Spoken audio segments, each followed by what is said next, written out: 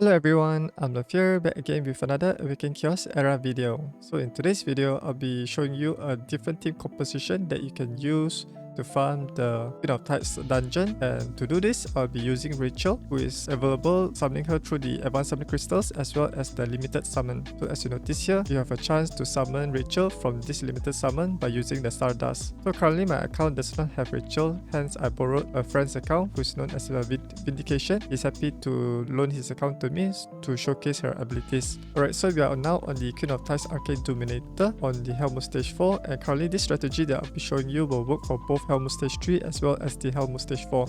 And before I begin, let me quickly go through the differences between the Helmut Stage 1 and 2 versus the Helmut Stage 3 and 4, because it's quite important to know that because there are certain mechanics on the boss has been changed.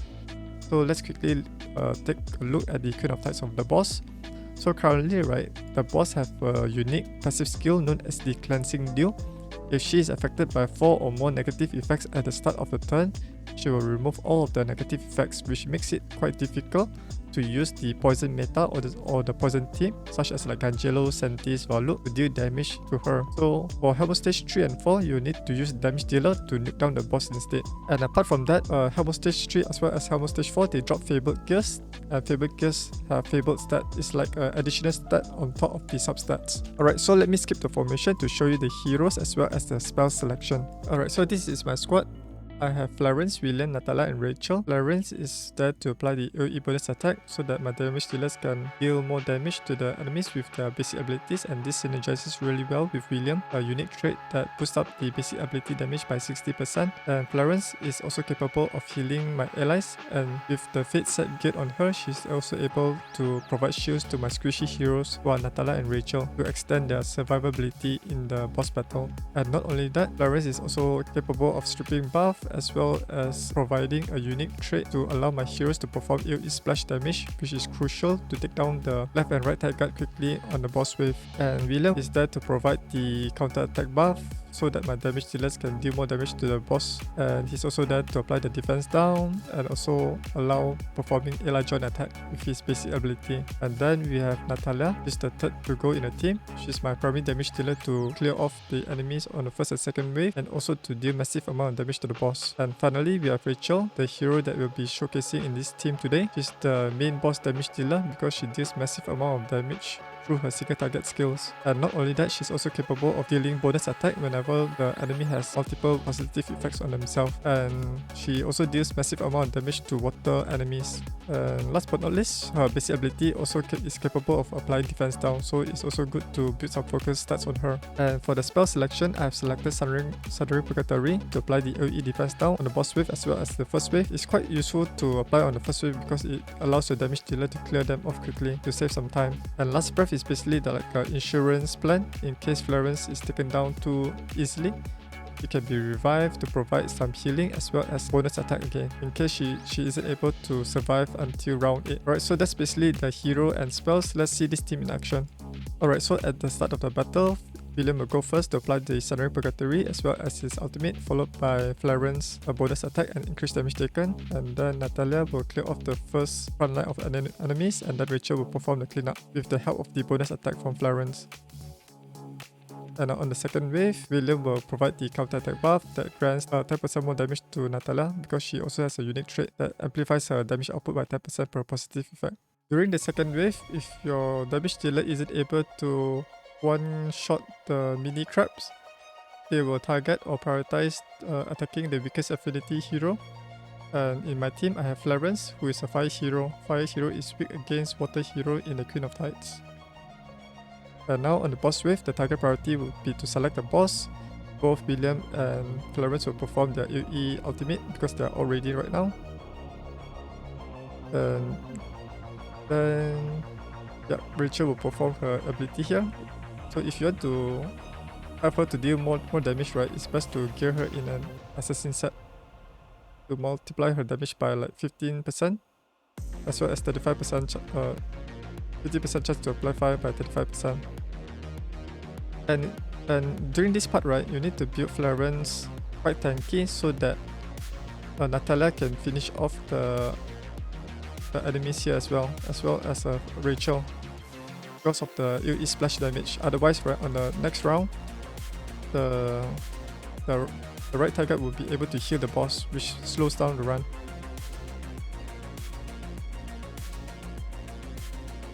I've built some focus stats on Rachel so that whenever she performs a counter attack with the help of a William counter attack buff, she's also able to apply the defense down at the same time. So this will help with the RNG aspect where if your William isn't booked, his ultimate ability has only like 80% chance to apply the defense down. So it'll be good to have Rachel with some focus stats here. Alright, so Flarence went down, but then revived by William, and she gave a bonus attack as well as the increased damage taken on the boss. Alright, so there you have it. So this is the battle result. It took around about 2 minutes and 30 seconds to complete the battle in like 8 rounds. If your damage dealers are not strong enough, it might take around about 9 to 10 rounds depending on how well you can gear your heroes. So let me show you the hero stats as well as the gears so that you have a reference point on how to build this team on your account. Alright, so this is William. He's the first person to go first in the team. So here are his total stats. He has around about 27,000 health, 2,200 defense, 256 speed, and close to 120% focus. So the main stat for you to focus on him will be the speed, focus, and then health and defense. You need him to go first in the team so that he can apply the counter attack buff as well as a defense down. Focus is really important so that he can land his debuff. And then you can prioritize on the health and defense to increase his survivability. Let's go through his gears. So currently he's geared in a triple raider set to provide him with an additional 45 speed. Right, so let's quickly go through the gears. So this is William's weapon. He has some triple roll on speed, some double roll on focus, and one single roll and resistance here. And then we have the helmet with some focus, health and defense, and agility. This is the chest plate with some health, focus, and defense. And then we have a speed boot with some health, focus, and resistance. This is a health ring with some speed, focus, precision, and resistance. And finally, we have the health necklace with some focus, defense, and speed. It's fully glyphed out as well as his abilities. Currently, he does not have any mastery books. And I think if you want to make it like a 100% chance for him to land the defense down on his ultimate ability, you need to gear his ability. I mean, invest some mastery books to max out his abilities for this one. However, I don't think that is necessary because with the help of Rachel, right? Rachel can apply the defense down during the counter attack when the enemies attack your heroes after William performed the counter attack buff. Alright, so that's basically it for William. Let's move on to the second hero on my team, who is Flarence. Alright, so this is Flarence. She's the second hero to go second on the team. Here are her total stats. She has around about 26,000 health, 1,600 defense, 224 speed, and 144.5% focus. So the stats to prioritize on her would be speed first to speed tune her to go second, and then high amount of focus to apply the increased damage taken and also help the stripping away the positive effect from the enemies, and then high amount of health and defense. The more health she has, the larger shield that she can produce with the Fate set.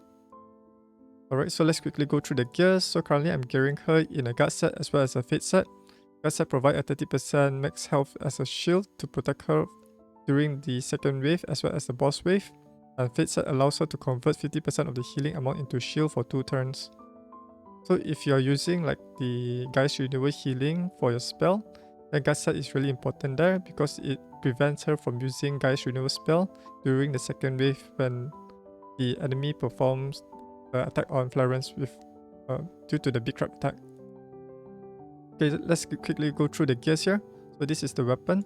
This weapon has triple roll on focus, double roll on speed, and some defense. Ideally, this one should be a defense percentage. And next we have the helmet with some focus, health, attack, and defense. This one has a fable stats here that provide critical damage, which is not useful for her because she's not a damage dealer. And then we have the chest plate With some resistance, precision, focus, and health. Precision is also only used for arena, or if you want to use it for your damage dealer. And then we have the speed boots with some focus, health, and resistance. We have the health ring with some focus, precision, critical rate, and attack. I think this one should have some defense percentage to allow her to survive even better on the battle.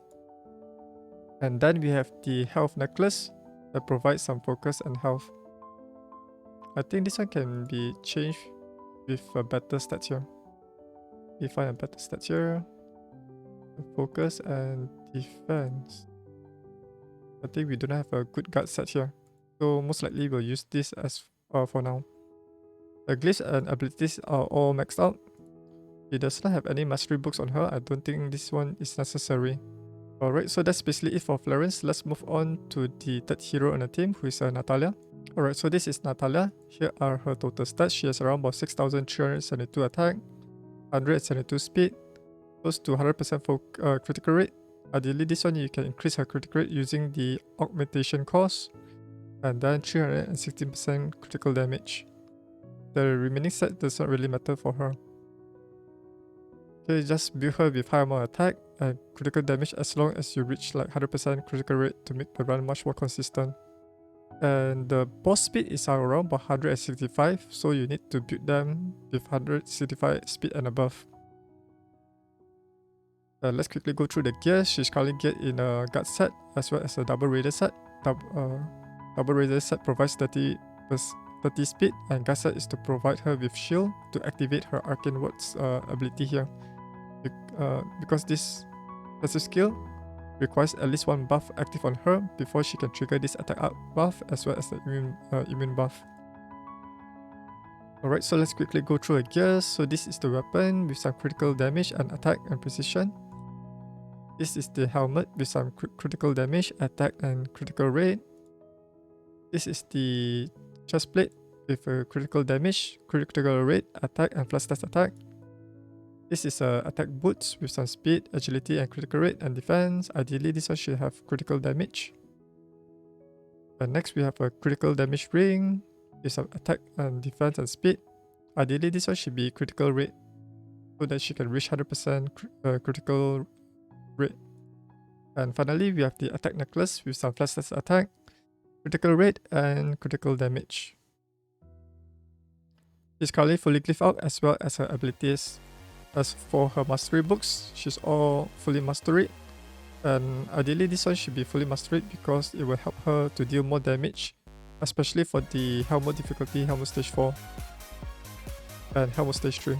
Alright, so that's basically it for Nathalia. Let's move on to the fourth and final hero on the team, who is Rachel. Alright, so this is Rachel.